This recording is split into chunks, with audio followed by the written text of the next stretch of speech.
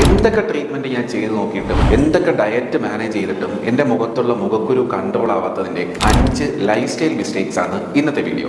Number 1, നിങ്ങൾ കിടന്നുറങ്ങി എണീക്കുമ്പോൾ നിങ്ങൾ കാണുന്ന നിങ്ങളുടെ തലയണയുടെ കവർ ആഴ്ചയിൽ ഒരു ദിവസമോ അതല്ലെങ്കിൽ മാസത്തിൽ ഒരു ദിവസം എങ്കിലും അതൊന്ന് മാറ്റി ക്ലീൻ ചെയ്ത് ഉപയോഗിക്കുക. നമ്പർ 2, എവിടെ പോയാലും അതിപ്പോൾ ടോയ്ലറ്റിൽ പോയാലും ശരി തന്നെ കഴിക്കാൻ പോയാലും ശരി തന്നെ നിങ്ങൾ നിങ്ങളുടെ ഫോണും കൊണ്ടാണ് പോകുന്നത്. ഒരുപാട് സമയം നിങ്ങൾ ടോയ്ലറ്റിൽ ഫോൺ യൂസ് ചെയ്യുന്നുണ്ട്.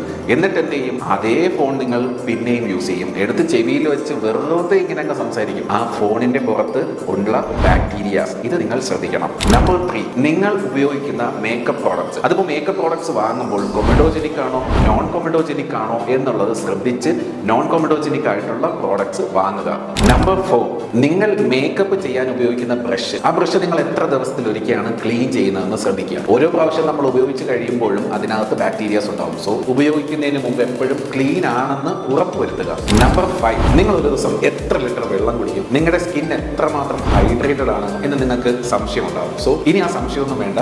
നിങ്ങളുടെ വെയിറ്റ് എത്രയാണോ ഓരോ 20 കിലോയ്ക്കും 1 ലിറ്റർ വെള്ളം എന്നുള്ള രീതിയിൽ കുടിക്കുക.